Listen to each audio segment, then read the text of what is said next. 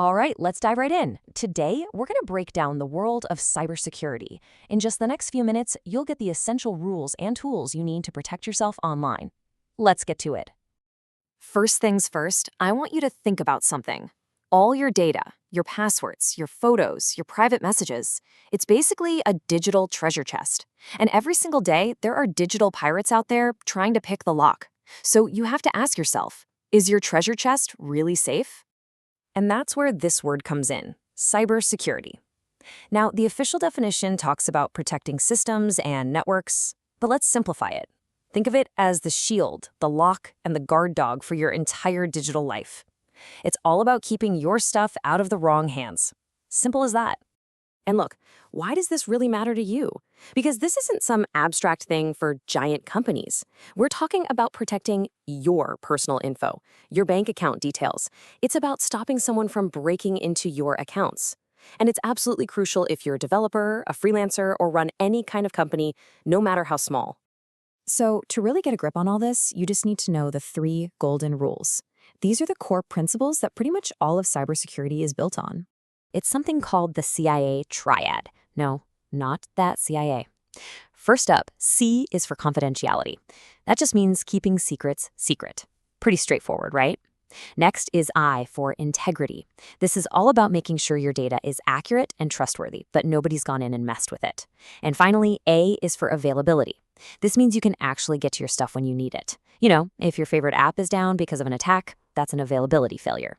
Okay, so let's talk about the players in this game. Because in the world of cybersecurity, it's not all just villains in dark hoodies, you know? You've got your heroes, your villains, and then a whole lot of people who operate somewhere in the middle.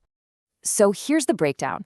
You have your white hats. Think of them as the guardians. They're the good guys, the ethical hackers who companies hire to find weaknesses before the bad guys do. Then you have the black hats. These are the villains. They're out to steal, damage, and cause chaos. And right in between, you've got the gray hats, the wild cards. They might break the rules, but their intentions aren't always malicious. It's complicated.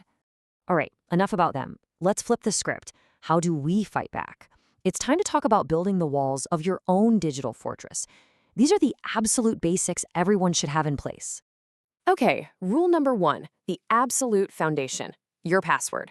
Using something like 123456 is basically putting a flimsy, unlocked wooden door on your house. But a strong password, one with symbols, numbers, and different cases, that's a reinforced steel gate. The difference in security isn't small, it's massive. But a strong password is just the start. You need a couple more essential locks. First is authentication. That's just proving you're actually you, usually with your password plus a special code sent to your phone. Then there's authorization. This one decides what you're allowed to do once you're inside. Think of it this way. Authentication is the key that gets you in the front door of the building. Authorization is what determines which office doors you can open once you're inside. And if you're sitting there thinking, well, I'm just one person, my little website is no big deal, think again. The reality is, even a tiny WordPress site is a target if its security is weak. Your personal blog, your portfolio, they're all on the map for attackers. Size doesn't make you invisible. All right, lightning round. Let's quickly decode some of the lingo you'll hear thrown around. Think of this as your personal cheat sheet so you're never out of the loop. These 4 terms are all part of the same story.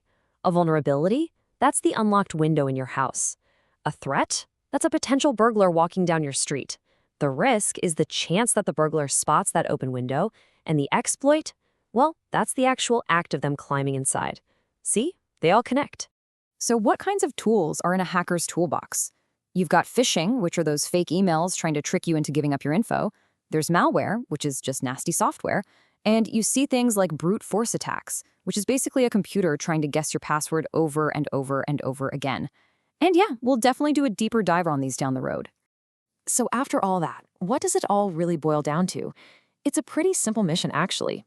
Protect data, prevent attacks, and keep everything running safely. That's the whole game right there.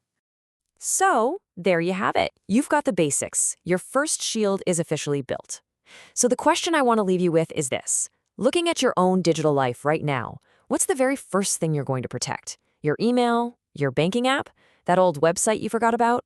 The choice is yours.